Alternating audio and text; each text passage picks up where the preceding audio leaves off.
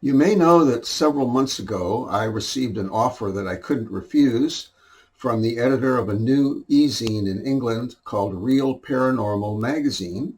And the offer was that I could have a quarterly column, that I could write whatever I wanted to in that column without editorial interference. Well, I accepted and I made the decision to write a series. I would first write an introduction, of course, as to who I was and what my work is. And then I would present papers on each of four of Mathew Franklin Whittier's famous plagiarists. I started with Dickens, and then I would have Edgar Allan Poe, and then I forget the order, but I was going to have Margaret Fuller and Elizabeth Barrett Browning. Now, Mathew Franklin Whittier was plagiarized by quite a number of people. I think now I'm up to like 14 or 15 instances. And then there's some from Abby Poyen, his wife, as well, people that plagiarized her. But I just wanted to do these four major ones to see if I could create a stir out there somehow. And then the idea was that after that paper was published in Real Paranormal Magazine, rather, that I'd wait a month and then I would post it on Academia EDU, which allows people who are not in academia to post where people who are in academia can access it and come across it because it's keyword searchable.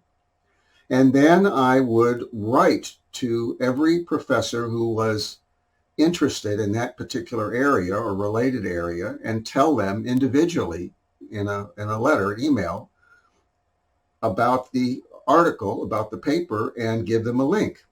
And the reason I wanted to do that was because I knew that I couldn't get published in a real scholarly journal. Now, that's a matter of some debate, but the truth is that if anybody researches me at all and finds that not only do I believe in reincarnation, not only have I been researching reincarnation, but I found a past life of my own. And, I believe I know who I was in that past life. And my past life wife is my current spirit wife in this lifetime, and she's been collaborating with me, you know. And I believe I was the past life author of these classics, A Christmas Carol, The Raven, you know. They look into my background a little bit, which presumably they will do because it's very easily found. There's no possible way that any scholarly journal is going to publish my paper. So that was the workaround, the end run that I'd figured out to get around the system. And it was working, except that Real Paranormal Magazine, first of all, they're very much concerned with what I would call a lower astral phenomena. Ghosts and hauntings and possession and exorcism and poltergeists and that sort of thing. And I think they're serious about what they're doing. Although it's called Real Paranormal Magazine, I'm not convinced that some of the other people they pulled on board were genuine, which was a concern, for me. But the lower astral stuff, the scary, spooky, Halloweenish kind of stuff that they were into didn't sit well with me at all. Well, finally, and they weren't taking it seriously. I won't go into great depth on that, but I mean, I have a background in typesetting and graphics and so on, and they weren't taking it seriously. And then finally, as I was prepared to submit my second paper about Edgar Allan Poe and the Raven to them, I got word from them that this was going to be their last edition, the next one. And the reason given was that they were too busy ghost hunting. Their ghost hunting business had burgeoned for some reason, and they just didn't have time to put together the magazine.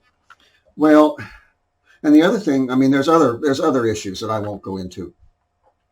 But I decided to pull out from them, and I went ahead and put my paper, which I'll give the URL for here, put my paper on Academia EDU.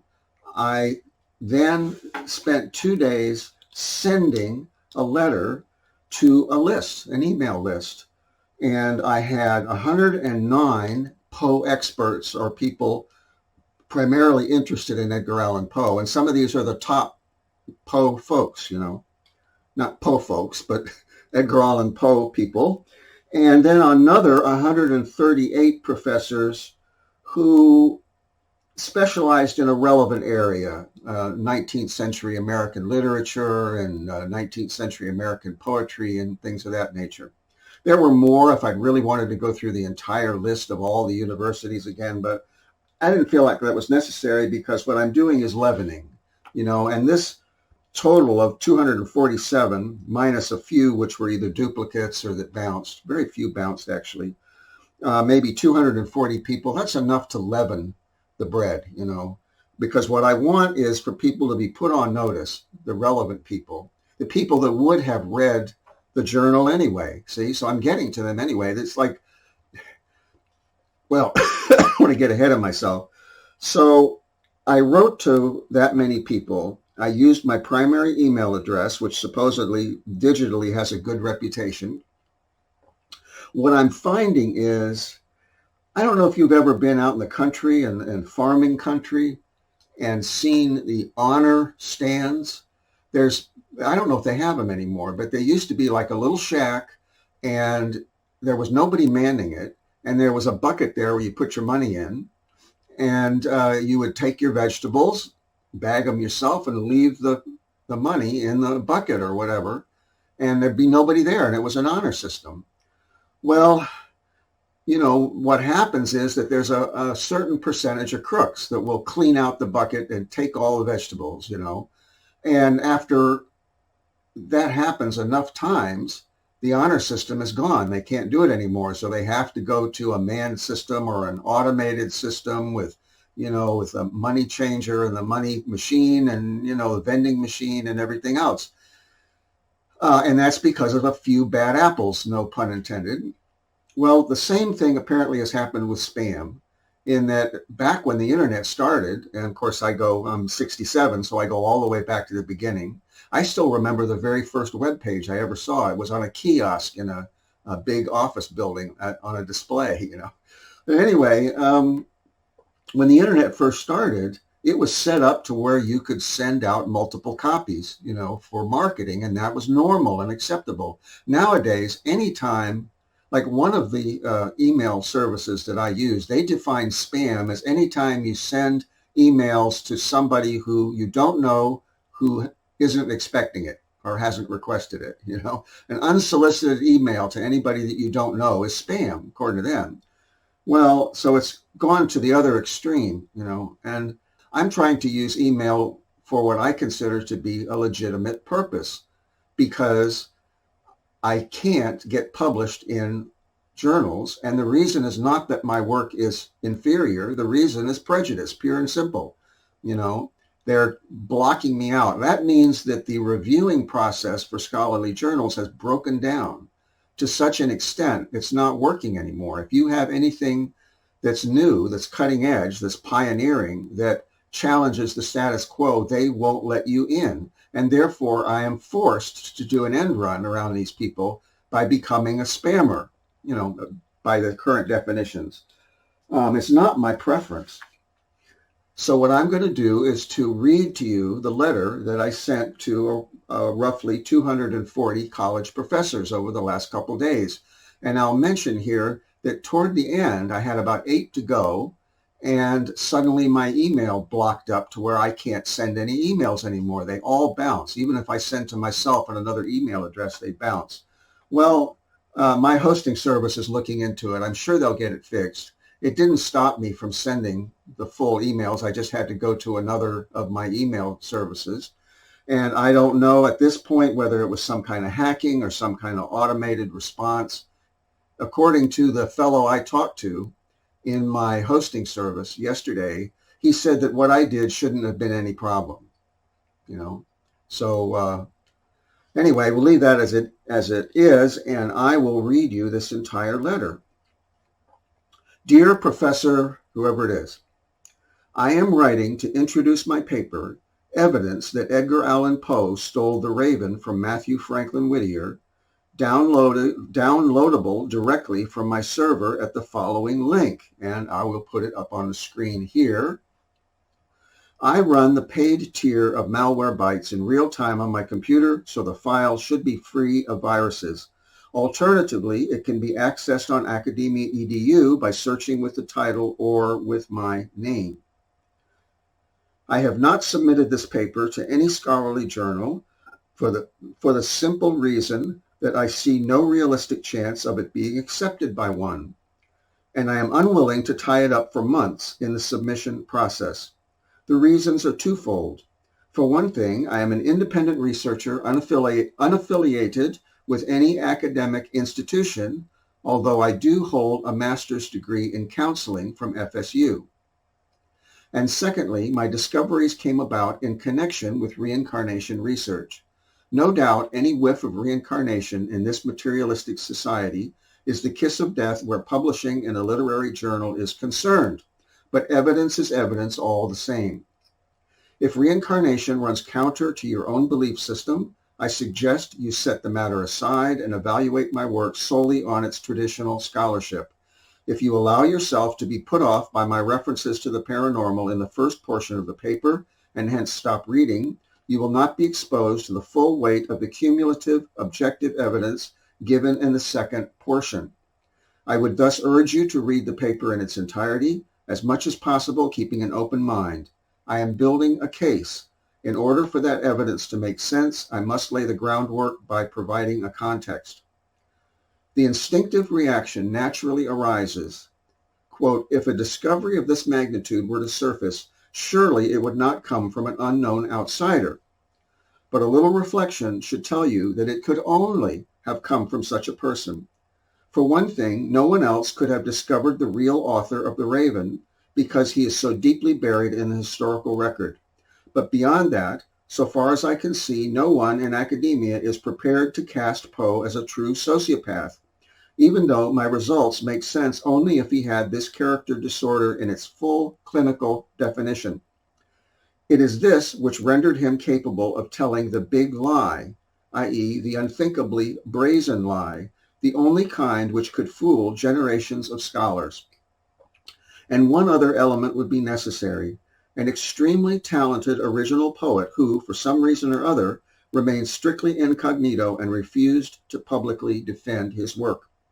A humorist who was in grief so profound that he was literally on the edge of temporary insanity and who wrote from life, but whose poem was nonetheless colored by a touch of his trademark humor while containing a number of secret references to his late beloved. Both of these elements actually prevailed in 1845 when Mathew Franklin Whittier submitted The Raven under the pseudonym Blank Quarles to the fledgling American Review, and Edgar Allan Poe, having in his possession a copy of the poem which had been shared with him by Mathew in the first half of 1842, obtained an advance copy of the review in his role as a critic for the Evening Mirror. He then somehow managed to convince his editor he had permission from the editor of the review to scoop that newly launched literary monthly in his daily newspaper, having made what he thought were one or two minor modifications, parentheses, one was actually quite revealing. Poe left the Evening Mirror very soon afterwards.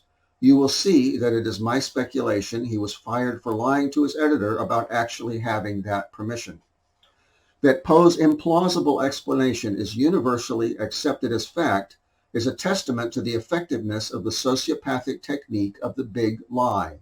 But as soon as it is seriously questioned, taking the assumption that Poe was in fact a sociopath, it immediately tumbles down like a house of cards. Note that while I do not have professional training in literary scholarship, which has been on-the-job training for me over a period of 11 years, I do have the necessary academic credentials to offer an opinion on Edgar Allan Poe's psychological condition.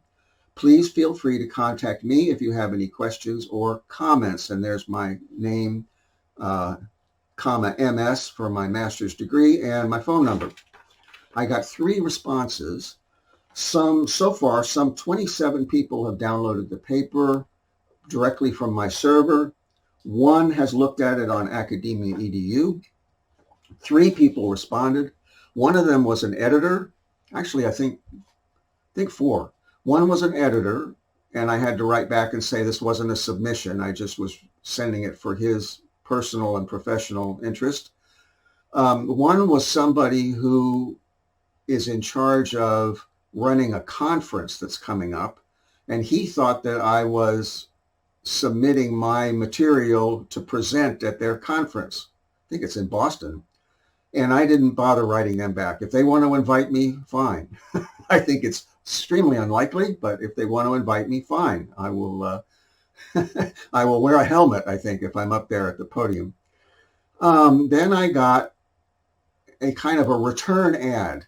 Somebody had published a book concerning Edgar Allan Poe's illustrators, and he was of the opinion that Poe was, in fact, a sociopath. He agreed with me on that. And he sent me an advertisement for his book. I thought he had sent me a PDF of the book. And so I told him, I'm looking forward to reading it. Well, I'm so much marginalized, I can't afford to buy other people's books. So I won't be buying his book because I can't afford it. But that was all. I think I wrote back to him, a nice letter, didn't hear anything back. I guess he wanted to advertise his book.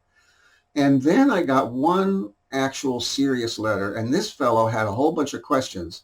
And it's amusing to me that when these people write questions, they think they're rhetorical questions. They assume I can't actually answer them, or that if I answer, they think they've caught me out, see?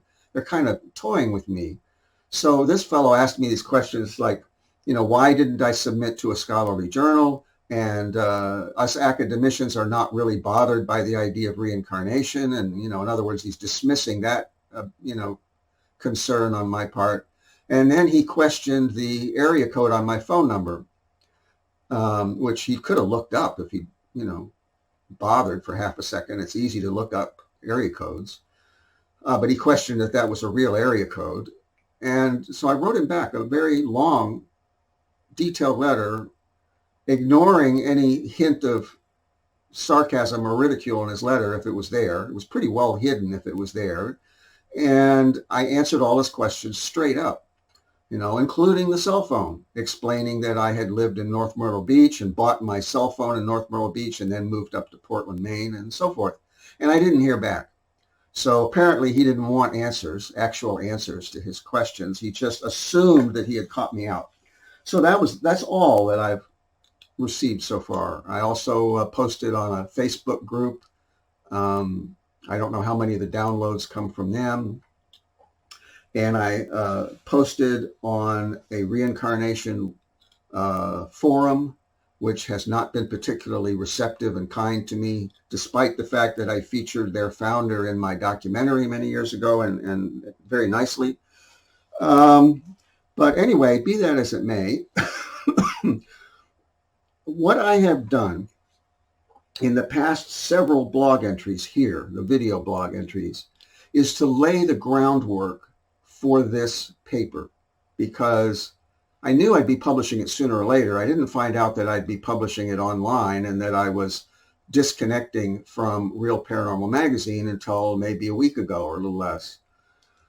But I knew that I'd be publishing this paper, and I wanted to lay some groundwork because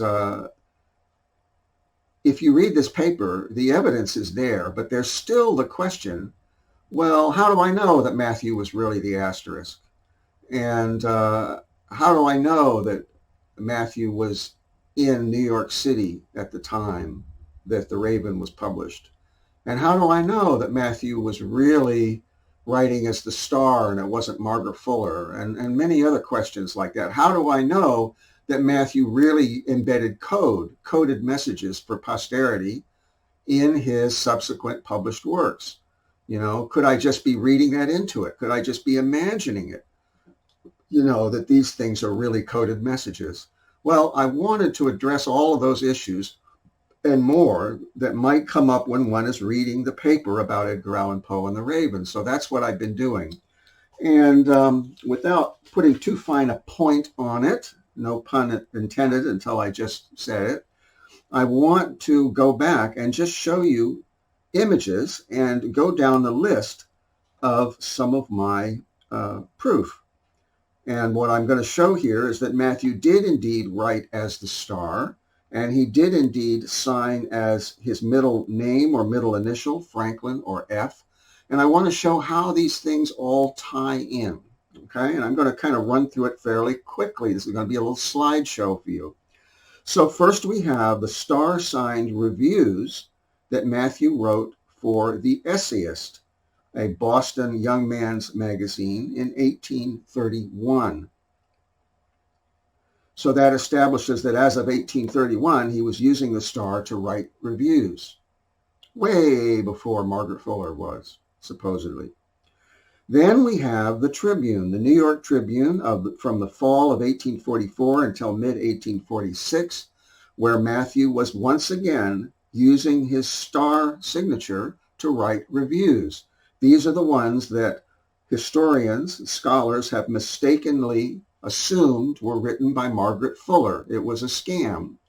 It was a rumor that developed, and then Margaret Fuller falsely admitted that she was the star when she was the literary editor. She had kind of stuck her thumb into some of these reviews without indicating that she was the editor, making it sound like it was things that Mathew had said, which I think is unethical editorial practice. And then way toward the end, she wrote a few of them herself, 2 or 3 or 4 or 5, maybe right toward the end. And then she kept using it when she went overseas as the paper's foreign correspondent. So to that extent, she was the star. She had stolen it by that time. So then the third one we have here is the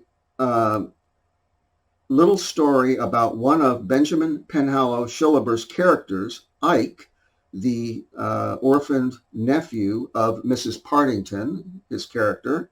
And this is Ike's visit to the country in the Carpetbag, which was edited by Benjamin Penhallow Shillaber, but signed with Mathew's star, which means that Mathew wrote this. That was in the February 14, 1852 edition of the Carpetbag. Then the star appears in Waverley Magazine, the August 27, 1853 edition. That was in the context of an argument about Thomas Chivers having been somewhat plagiarized by Edgar Allan Poe for this poem, The Raven. And Mathew, as the star, weighs in with his usual obfuscated poetic prose, saying basically that Poe is an imitator and he was the real author. I've been through that before. Then comes Mathew Franklin Whittier in the transcript of October 13, 1855, telling us and telling posterity that he was the star, not Margaret Fuller and not Henry Ward Beecher, both of whom appropriated it for themselves. He ties that directly with his Ethan Spike character. Historians do admit that Mathew was the author of Ethan Spike. They know nothing about the star. And then finally, there is the review of Charles Dickens' reading in 1867, which appears in the Portland transcript over Mathew's star in the January 4, 1868 edition, which includes quite a bit of embedded code indicating that he was the author and Abby, his wife, was the co-author, or vice versa, and writing a little coded tribute to her in it.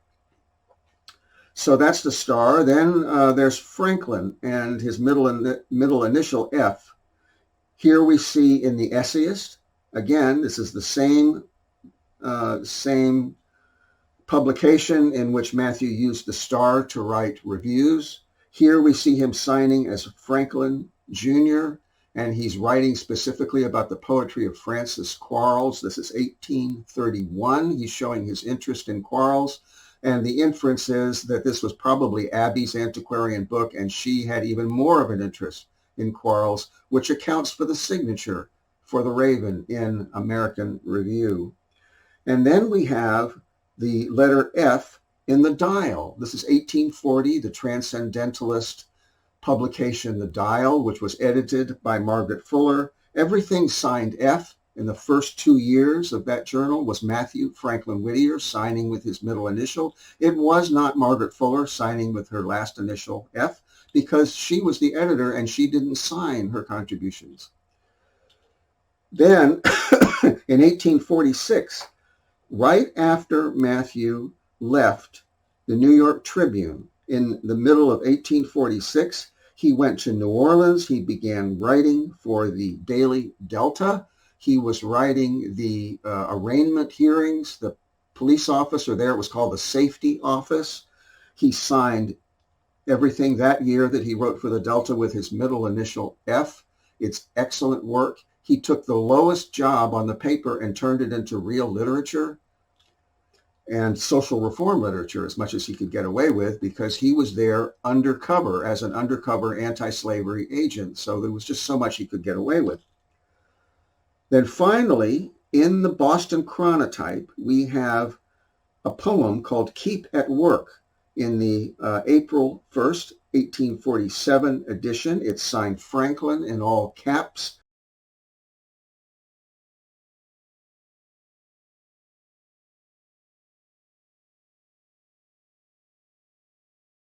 The Chronotype was the radical Boston newspaper that Mathew was closely associated with. He was good friends with Elijah Wright, the editor, who was also an abolitionist. Actually, Wright was friends with both of the Whittier brothers, Mathew and John Greenleaf Whittier. And when he worked for the Delta, the last year he worked for the Delta, he managed to sneak into a slave auction, and then he wrote a scathing two-part expose about that slave auction for the Chronotype under the one-off pseudonym Graphomania. It's very hard-hitting. It's beautifully written. It's disturbing, but it's beautifully written. So this is just scratching the surface of the tapestry of evidence that I have. So when you read, if you read this paper about Edgar Allan Poe and the Raven, 52 pages, I could only just touch on the best of the evidence without giving the background for everything in 52 pages, but there's a vast underpinning to everything that's in there. And I've tried to give some of that in the last several video blogs. So I still have a few things to try. I've received a small donation. I do have a LiberaPay account so that you can make a donation if you're so inclined. I didn't use some of the other more well-known services because they have different tiers, so the people that donate more get special information. I don't believe in that. So LiberaPay doesn't have that. It's French, I believe. So that's what I'm using. So I did get one donation, which should enable me to put out a few Facebook ads. I'm going to go ahead and proceed with that. I'm not sure what else to do. There's not a whole lot more that I can do. I've done these video blogs. I've got everything cross-referenced. I continue to write blogs. I'm in at least one Facebook group. For a long time, I was trying to connect with the paranormal community because they're the ones that would have me, basically. And that means an awful lot of podcasts, paranormal podcasts, and the connection with this magazine and so on.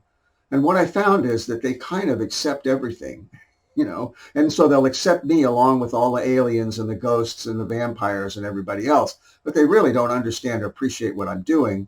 And if I get on a paranormal podcast and talk to these people, they don't really get it, I don't think, I did manage to get on one good podcast, which is Thanatos TV. It's I think 11,000 views at this point, something like 11,000 views, which is not too bad. I've only had one person contact me, out of all those 11,000, and I've only had one book sale, So I really don't know what the resistance is. And honestly, I expected about 98% to ignore what I'm doing. I thought there might be 2% that would get it. And what I'm finding is it's way less than that. It's a fraction of a percent. It's not 2% or 5% like I thought. And I'm not sure the reason for that. This goes to evaluating oneself, which is very difficult in the absence of basically all feedback. I get feedback. It's a thunderous silence. And behind that is ridicule. And I think what it is twofold. First of all, people feel the truth of it and it scares them. But secondly, they consciously don't for half a second entertain the possibility that this could be real. So they automatically dismiss it, like when the doctor hits your knee and your foot jumps up. It's that fast. There's like a macro, in Word, you have this series of automated actions. It's like it's automated. And the thought process goes by so fast in this automated macro that people aren't even consciously aware of it. And it is, this can't possibly be real. He's got to be a phony, and it's funny, and that's the end of it. And it's so fast. There's no entertaining any possibility that I could be telling the truth. So the people who watch this blog, whether you're skeptical or not, you are very much in the minority because you have actually listened. You've actually exposed yourself to something, which is far more than anybody else has done. See? So I need people's help now. If there's any advocates out there, I need their assistance. And donating to Liberapay would enable me to continue with Facebook ads, basically. It'll all go to that. It won't go to anything else. I'm not going to go. I bought I bought a pecan pie lately. You can get a frozen one actually from Walmart for the first time in maybe a year, just as a hoot. Well, I'm not going to use anybody's Liberapay donation to buy myself a pecan pie. It all goes to Facebook ads. But what I really need is for people to get the word out. I need word of mouth, and it hasn't happened. The whole time that I've done this, word of mouth does not seem to happen. And I don't know why. Maybe, a fraction of a percent out there who resonate with what I'm doing don't have anybody in their social circle. There's nobody else in their social circle who would give them the time of day if they tried to tell them about this. They might even find themselves ostracized if they told anybody about this, I don't know. So the word of mouth doesn't happen because there's no connections. Nobody knows anybody else that, could understand this. But that's what I need is word of mouth to start developing somehow. I need people to link to my work. I need people to mention my work in blogs. I need people to tell other people about my work, in a serious way. Actually, even in a ridiculing way would help, because if somebody ridicules me to 100 people or 200 or 300 people, one of them is actually going to get it. See? And that's because the work itself is intrinsically real and powerful. This is what I'm counting on. Because if you send out something that's very high octane, that's very powerful, somebody's going to recognize it. It's going to do its own work. This article is strong enough that it will do its own work if anybody allows themselves to be exposed to the truth. So there you have it. I realize that there are ramifications to this. As I said before, there's a group called the Raven Society. If it comes out that Edgar Allan Poe really was not the editor of the Raven, they have to change their name. There's no more Raven Society connected with Edgar Allan Poe, and that's just the tip of the iceberg. There's a lot of ramifications of this. You have people that have built their entire academic careers on the assumption that Edgar Allan Poe wrote The Raven, quite a few people. Everything they've done is fatally flawed. That's got to be hugely threatening to these people. And I'm laughing, but really I sympathize. I understand. But this sociopath, Edgar Allan Poe, cannot be permitted to lay claim to this forever. His time is up, and it has to come out, and there will be damage. I'm aware of that. And here's the truth. Depending on their own personal level of consciousness, so we say, they would find the real author, Mathew Franklin Whittier, way more interesting than Edgar Allan Poe. Unless what they like is the fact that Edgar Allan Poe was a sociopath, in which case I can't help them because Mathew was not. But if they're interested in the poem as a piece of literature, and if they want to know the real backstory to this thing, because Poe's backstory is very lame. If they want to know the real backstory, they would find it much more interesting, the real story and the real author. So at some point, certain people will switch over and start becoming interested in Mathew Franklin Whittier and start researching him, you know, as assiduously as they have been researching the man that they thought was the author. How many people can make that switch? I don't know. There'll be people that can't make it. On the other hand, society and academia may be successful in literally shutting me out and shutting me down to the point where my findings and my research never gets out. You know, that's possible. I don't think so, because there's always somebody that will get it. You know, there's going to be somebody out there that gets it. This is real. You know, somebody reads the entire article and they say, this is good research. It's obvious he's got it. And that person isn't going to go away.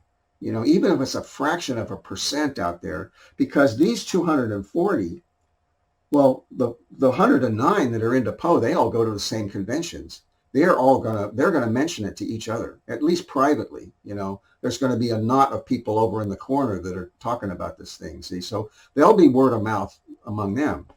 In the other 138 or so, they also go to conventions and keep in touch with each other.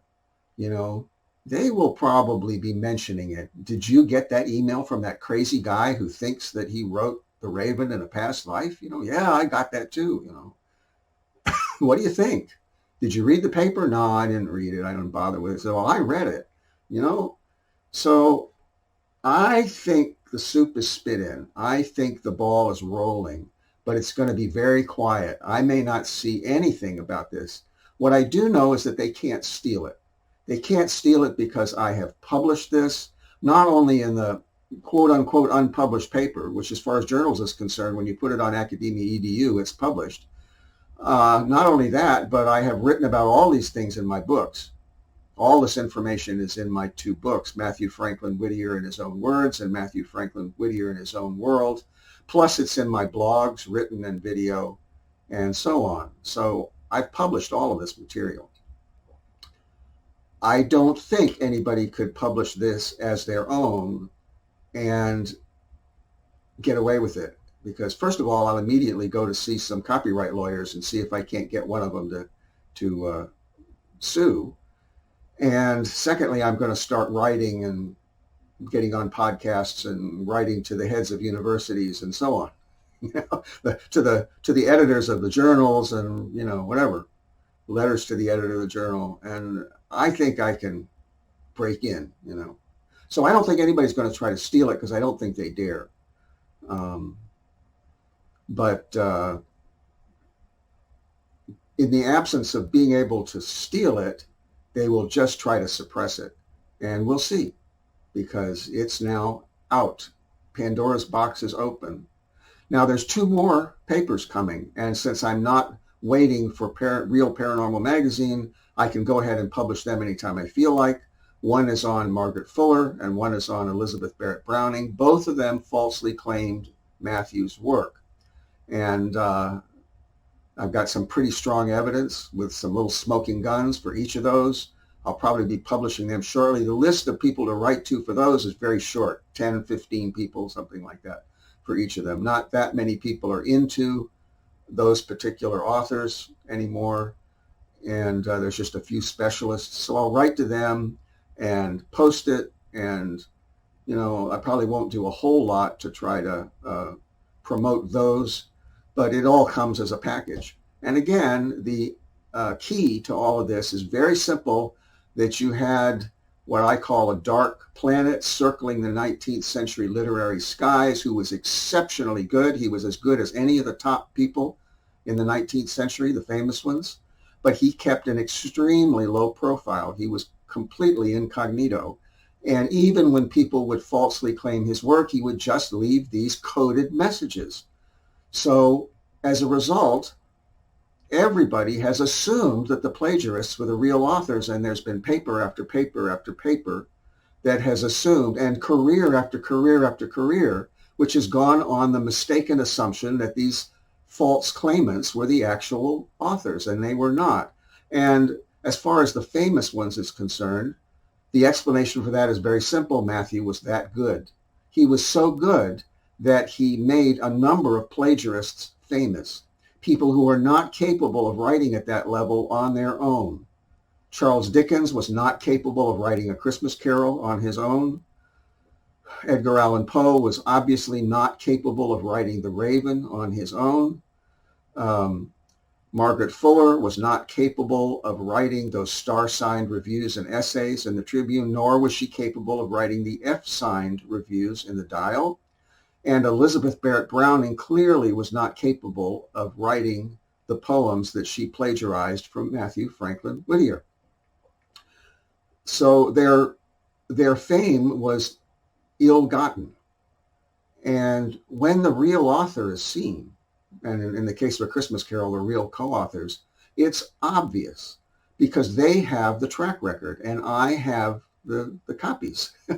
I have their literary legacy. And when you look at their literary legacy, it's obvious that they did have the talent to write these famous pieces, and the plagiarists did not.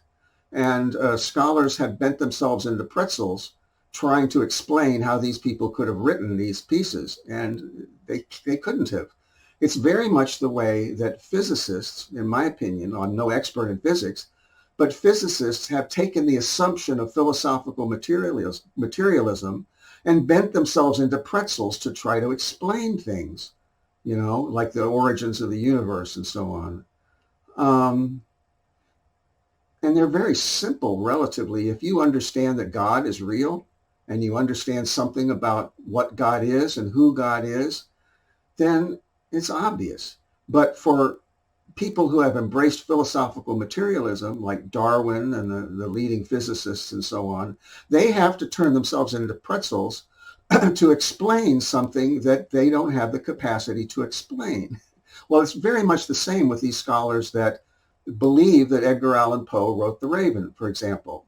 It's absurd. The whole thing is absurd. He couldn't possibly have written it, So therefore, people go to great lengths of great intellectual explanations about Edgar Allan Poe having written The Raven, and it's all bunkum. Whole thing is based on a fatally flawed assumption. See. Okay, well, that's all for today. I have a couple things coming in the mail soon that I'll go over with you when they arrive. And until then, I think I'm going to be looking for some kind of job sweeping out offices or something, since nobody will buy my work or take it seriously. I have to eat. So I'm going to be looking for work. And I hope you have a good day. And until then.